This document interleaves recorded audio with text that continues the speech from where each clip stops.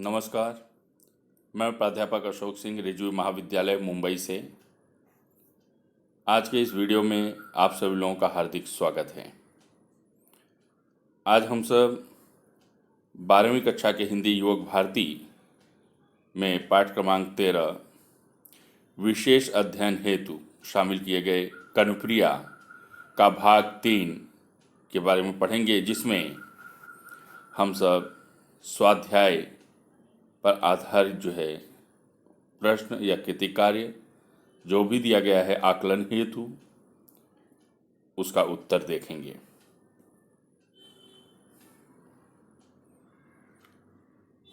Doctor Dharmveer Bharti की रचना कनुप्रिया। स्वाध्याय में आकलन हेतु कृति पूर्ण कीजिए। कनुप्रिया की तन्मयता के गहरे क्षण सिर्फ पहला भावावेश थे, दूसरा सुकोमल कल्पनाएं थी, तीसरा रंगे हुए आकर्षक शब्द थे, चौथा निरर्थक अर्थहीन शब्द थे। यदि आप यहाँ पे भावावेश, सुकोमल कल्पनाएं, रंगे हुए आकर्षक शब्द, निरर्थक अर्थहीन शब्द भी लिखते हो तो आपको पूरे अंक मिलेंगे। कनुप्रिया के अनुसार यही युद्ध का सत्य स्वरूप है। शस्त्रों से लदी अगणित नौकाएं, बहते हुए टूटे रथ व जर्जर पताकाएं, हारी हुई सेनाएं, जीती हुई सेनाएं, नभ को कंपाते युद्ध घोष व क्रंदन स्वर। तीसरा, कनुप्रिया के लिए वे अर्थहीन शब्द जो गली गली सुनाई देते हैं, कर्म, निर्णय, स्वधर्म, दायित्व। कारण लिखिए। कनुप्रिया के मन में मोह उत्पन्न हो गया, क्योंकि कनु के द्वारा समझाई गई बातें उसे बहुत अच्छी लगती हैं। आम की डाल सदा सदा के लिए काट दी जाएगी, क्योंकि डाली सेनापतियों के वायु वेगगामी रथों के आड़े आती हैं और उनकी ध्वजाओं में अटकती हैं। देखिए, वायु वेगगामी, हवा की तरह तेज रफ्तार से चलने वाली रथ। अभिव्यक्ति के हिस्से को देखते हैं। अभिव्यक्ति के लिए यहाँ पर दूसरे अ में दिया गया है, व्यक्ति को कर्म प्रधान होना चाहिए। इस विषय पर अपना मत लिखिए। व्यक्ति को कर्म प्रधान होना चाहिए। मैं इस कथन से पूरी तरह सहमत हूँ। कर्म को पूजा समान श्रेष्ठ मानकर जीवन में अपनाना चाहिए। कहते हैं कर्म ही पूजा है। जब तक मनुष्य कर्म नहीं करता तब तक उसे उसका फल नहीं मिलता है। कर्म करते समय भी इस बात का ध्यान रखना चाहिए कि हमारे द्वारा किया गया कर्म अच्छा हो। जो अच्छा कर्म करता है उसे उसका अच्छा परिणाम मिलता है। कर्म के संबंध में तुलसीदास जी ने कहा है कि कर्म प्रधान विश्व करि राखा, और जो जस करहि सो तस फल चाखा। अर्थात कर्म के अनुसार ही मनुष्य को फल मिलता है। जैसे आलसी मनुष्य कर्म से दूर भागता है तो दुख भोगने के लिए विवश होता है, वहीं जो व्यक्ति अच्छा कर्म करता है, परिश्रम करता है, ईमानदारी से कर्म करता है, उसका जीवन सफल और अत्यंत सुखद होता है। देखिए, अभिव्यक्ति के लिए जो भी मुद्दे दिए जाते हैं, जो भी विषय दिया जाता है, जो भी कथन दिया जाता है या लोकोक्ति दी जाती है, उस पर आप अपने विचार प्रस्तुत करने के लिए स्वतंत्र हैं। आप इस विचार से इत्तेफाक रखते हैं, थोड़ा बहुत इसमें फेरबदल भी कर सकते हैं। आप अपने विचारों को प्रस्तुत करने के लिए यहाँ पर स्वतंत्र हैं, लेकिन आपके विचार सकारात्मक होने चाहिए। कथन से आपको सहमति दर्शाना चाहिए। यह सबसे उत्तम अभिव्यक्ति होती है। दूसरे का आ, वृक्ष की उपयोगिता। इस विषय पर अपने विचार लिखिए। मानव जीवन में वृक्ष बहुत उपयोगी हैं। दरअसल हमारे पर्यावरण का संतुलन वृक्ष से ही बना हुआ है। वृक्ष वातावरण में से कार्बन डाइऑक्साइड ग्रहण करते हैं और ऑक्सीजन छोड़ते हैं। ऑक्सीजन जीवन के लिए आवश्यक है, उसके बिना जीवन की कल्पना ही नहीं की जा सकती। इतना ही नहीं, वृक्ष तो आजीवन परोपकार का कार्य करता है। वृक्ष से हमें फल, फूल, लकड़ी और औषधि की प्राप्ति होती है। वृक्ष से शीतल छाया व सुगंधित स्वच्छ वायु प्राप्त होता है। अनेक पशु पक्षियों के लिए आश्रय होता है, उन्हें संरक्षण मिलता है। हमारे ऋतुओं के चक्र को नियमित बनाए रखने में व समय से वर्षा होने में भी वृक्ष सहायक होते हैं। अतः मानव जीवन में वृक्ष बहुत उपयोगी हैं। यदि मैं कहूँ कि वृक्ष रहेगा तो जीवन रहेगा, तो इसमें कोई अतिशयोक्ति नहीं है, कोई अतिशयोक्ति नहीं है। यह अभिव्यक्ति वाला भाग है, इसमें आप अपने विचारों को प्रस्तुत करने के लिए पूरी तरह से स्वतंत्र हैं। पाठ पर आधारित लघुत्तरी प्रश्न। कवि ने राधा के माध्यम से आधुनिक मानव की व्यथा को शब्दबद्ध किया है और इस कथन को स्पष्ट कीजिए। कवि ने राधा के माध्यम से आधुनिक मानव की व्यथा को, मतलब उसके दुख को, उसकी पीड़ा को शब्दबद्ध किया है, शब्दों में बांधने का प्रयास किया है। यह आधुनिक मूल्यों का काव्य है। उसकी मूल संवेदना आधुनिक धरातल पर उत्पन्न हुई है। रचनाकार डॉक्टर धर्मवीर भारती ने राधा के माध्यम से अपने भाव अभिव्यक्त किए हैं। राधा युद्ध की आवश्यकता को जानना चाहती है। राधा प्रेम की सार्थकता को महत्व देती है, युद्ध को अस्वीकार करती है। डॉक्टर भारती जी ने कनुप्रिया में राधा को व्यापक व्यक्तित्व का रूप प्रदान कर आधुनिकता के रंग में रंग कर प्रस्तुत किया है। कवि ने राधा की भावुकता और संवेदना को अभिव्यक्त करते हुए राधा के चरित्र का निर्माण किया है। उनको राधा अर्जुन की तरह शब्दों की सार्थकता समझाना चाहती है। राधा के नए भाव सार्थक हैं और शब्द निरर्थक हैं। युद्ध की विभीषिका में परस्पर प्रेम व आत्मीयता कुचल दी जाती है तथा भावनाओं को दबा दिया जाता है। उसे लगता है कि प्रेम त्याग कर युद्ध का अवलंबन करना निरर्थक है। उसे लगता है कि कृष्ण ने उसके प्रेम को साध्य न मानकर साधन माना, मतलब ये कि उसको श्रेष्ठ नहीं माने। उसके ही सिर पर पैर रखकर कृष्ण आगे बढ़े और महानायक बने। आधुनिक मानव भी इसी तरह जीवन की इस लड़ाई में प्रेम अनुराग को कुचलकर आगे बढ़ना चाहता है, परंतु शिखर पर पहुंचने पर उसे सब निरर्थक व बेकार लगने लगता है। उसके रिश्ते बहुत पीछे छूट जाते हैं। युद्ध में गांव के गांव उजड़ जाते हैं, इसलिए निराशा या हड़बड़ाहट के क्षणों में नदियां उदास हो जाती हैं, परंतु स्वयं को समझाती हैं कि 18 छावनी सेनाएं जिसके पास थी, उस महान नायक की वह प्रेमिका थी। इस बात का उसे गर्व होना चाहिए। किसको गर्व होना चाहिए? राधा को, कनुप्रिया को। निराशा में भी इस तरह सकारात्मक विचार बनाए रखना राधा सिखा देती है। राधा अर्जुन को दिया हुआ उपदेश भले ही न समझ पाई, परंतु प्रेम और साख्य भाव से जो कुछ कृष्ण ने दिया उसे उसने समेट कर रख लिया। आधुनिक मानव भी कृष्ण के उदात्त और महान कार्य को भले ही न समझ पाए, लेकिन प्रेम और तन्मयता के गहरे क्षणों में अवश्य जीना चाहेगा। कनु युद्ध की सार्थकता के बारे में पूछती है, क्योंकि वहां उसे क्रंदन, अमानवीय क्रूर घटना ही दिखाई देती है। वह युद्ध की सार्थकता समझना चाहती है। राधा के मन का यह संघर्ष आधुनिक मानव की व्यथा का संघर्ष है। कृष्ण के संख्यातीत शब्द हैं, लेकिन उनका एक ही अर्थ है, मैं।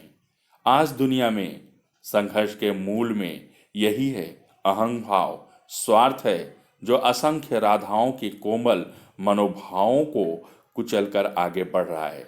सत्य यही है कि युद्ध से समाज की अमन, चैन, सुख, शांति सब कुछ छीन जाती है और विकास प्रभावित होता है। कभी भी युद्ध के माध्यम से या युद्ध लड़ करके तरक्की या विकास नहीं किया जा सकता। हमेशा युद्ध में तनाव ही होता है, अर्थात कभी मनुष्य सुकून से, शांति से नहीं बैठ पाता है। इसलिए युद्ध अंतिम शस्त्र होना चाहिए, अर्थात एट लास्ट।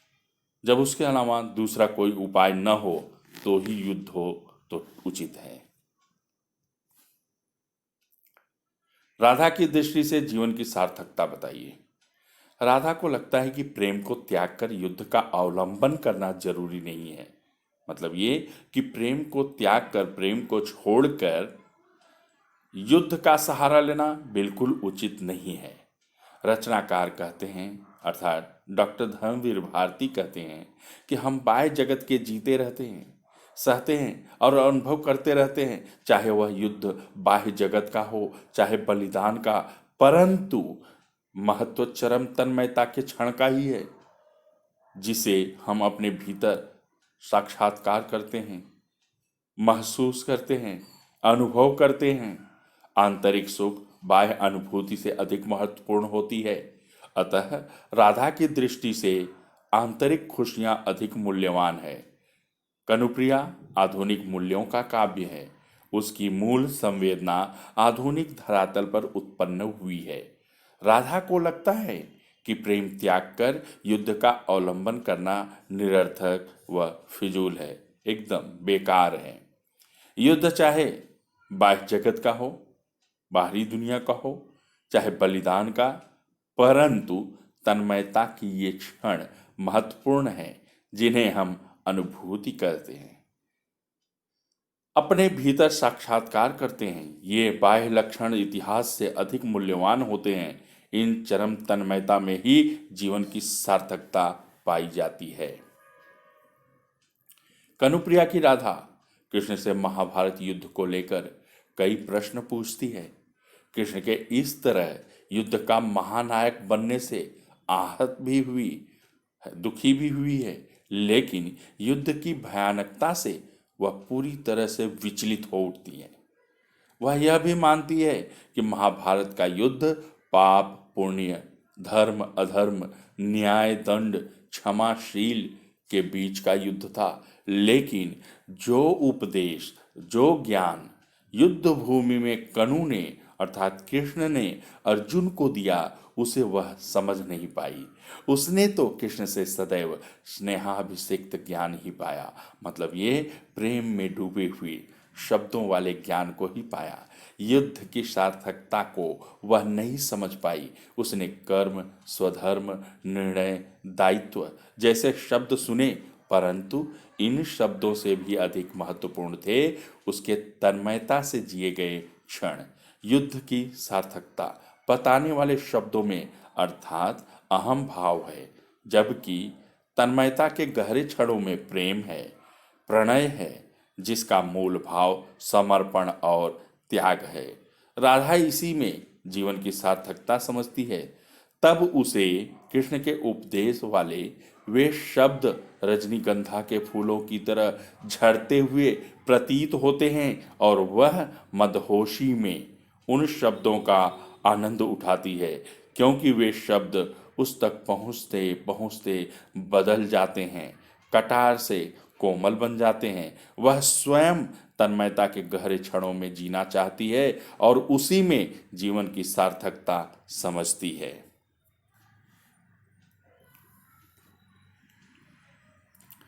कनुप्रिया काव्य का रसास्वादन कीजिए। रसास्वादन के लिए पाठ्यपुस्तक के अंदर अंतिम पेज पर मुद्दे दिए गए हैं, जिन मुद्दों को आधार बना करके हम पॉइंट्स के आधार पे, मुद्दे के आधार पर रसास्वादन कर सकते हैं। और एक होता है व्याख्या और स्पष्टीकरण के माध्यम से रसास्वादन करना। चाहे जैसे भी करें, रसास्वादन में पाठ का नाम, लेखक या कवि का नाम बहुत आवश्यक है। उसके बाद व्याख्या, जो भी काव्य पंक्ति है, जो कविता है, उसकी व्याख्या, स्पष्टीकरण, भावार्थ और अंत में उपसंहार या निष्कर्ष। यदि उसमें कोई रस की उत्पत्ति होती है, अलंकार दिखाई देता है या कोई प्रतीक विधान है तो उसका भी जिक्र किया जा सकता है। तो चलिए हम लोग देखते हैं। यहाँ पर उदाहरण के रूप में आपके सामने कनुप्रिया काव्य का रसास्वादन किया गया है। काव्य का शीर्षक कनुप्रिया। कनुप्रिया काव्य के लेखक या रचनाकार डॉक्टर धर्मवीर भारती जी हैं। डॉक्टर धर्मवीर भारती की महाभारत युद्ध की पृष्ठभूमि में लिखी गई कनुप्रिया कृति हिंदी साहित्य जगत की अनुपम कृति है, श्रेष्ठ कृति है। यह आधुनिक मूल्यों वाला काव्य है। इतिहास के बदले हुए परिवेश में कनुप्रिया यह मानती है कि कनु ने उसके प्रेम को श्रेष्ठ न समझकर उसका प्रयोग साधन की तरह किया और उसी के सहारे वे लीला भूमि से युद्ध भूमि तक पहुंच सके। राधा कहती है कि यह आम वृक्ष की डाल कृष्ण को बहुत प्रिय थी। राधा के न आने पर वे उसी के सहारे खड़े होकर बंशी बजाया करते थे और उसमें बार बार राधा का नाम टेरा करते थे। वही आम की डाली सदा सदा के लिए काट दी जाएगी। आम वृक्ष इसलिए काटा जाएगा क्योंकि कृष्ण के सेनापतियों के वायु वेगगामी रथों को गगनचुंबी ध्वजाओं से डाल अटकती है और अशोक का वृक्ष भी खंड खंड कर दिया जाएगा। राधा यह भी जानती है कि यदि ग्रामवासी सेनाओं के स्वागत में तोरण नहीं सजाएंगे तो गांव भी उजाड़ दिया जाएगा। राधा स्वयं को ही समझा रही है। कनु अपने वर्तमान के आगे तेरे उन तन्मय क्षणों की कहानी से अनभिज्ञ हैं, अर्थात प्रेम प्रसंग को भूल चुके हैं। तू उदास क्यों होती है? तू और तेरा प्यार नितांत अपरिचित है, छूट गए हैं। अंतः मन की राधा कहती है कि गर्व कर पगली कि तू तेरे महान प्रेमी के पास 18 छौड़ी सेनाएं हैं। इस संसार में भला ऐसा दूसरा कौन है? अतः कनुप्रिया को तो कनु की उपलब्धियों पर गर्व होना चाहिए। प्रस्तुत काव्य पंक्तियों के माध्यम से कनु प्रेम की दीवानी राधा के हृदय की पीड़ा अभिव्यक्त हुई है। वह तो पूरी तरह से तन्मयता की स्थिति में है। इसीलिए तो उसे न्याय अन्याय, धर्म अधर्म की बातें नहीं समझ आती, जिसके कारण युद्ध आवश्यक हुआ। उसे तो समझाए जाने वाले कर्म, स्वधर्म व दायित्व के शब्दों में भी अतीत की प्रतिध्वनि राधा राधा नाम ही सुनाई देता है। अतः राधा ने युद्ध को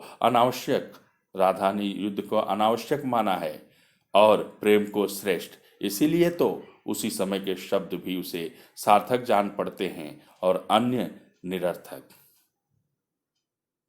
इस तरह से यहाँ पर जो है रसास्वादन का प्रयास किया गया है, जबकि यह जनरल साधारण रूप से सामान्य रूप से रसास्वादन करने के लिए दिया जाता है। तो आपको पूरे काव्य, पूरी कविता का भावार्थ भले ही उसे संक्षेप में लिखें, लेकिन लिखना होगा। यदि वहाँ पर प्रस्तुत किए गए काव्य पंक्ति का भावार्थ स्पष्ट करने के लिए या रसास्वादन करने के लिए दिया जा रहा है तो उसे जो है उतने में ही सीमित रखना है। यदि यहाँ पर जो है काव्य के सर्ग को लेकर के जो है, चाहे मैं सेतु, अमंगल छाया, प्रश्न या शब्द निरर्थक, किसी भी भाग को लेकर के रसास्वादन करने के लिए दिया जा रहा है तो हमें अपने विचारों को, उस भावार्थ को, उस स्पष्टीकरण को उतने में ही सीमित रखना है।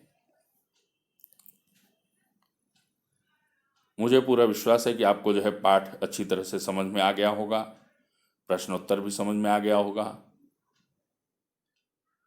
यदि अच्छी तरह से समझना है और इसमें दिए गए प्रश्न, कृति कार्य, आकलन व रसास्वादन के कार्य को अच्छी तरह से करना है तो छात्रों को इसे पढ़कर, लिखकर अभ्यास करना होगा। जब तक हम अभ्यास नहीं करेंगे तब तक हम जो है महारत हासिल नहीं कर सकते, अच्छे अंक नहीं ला सकते।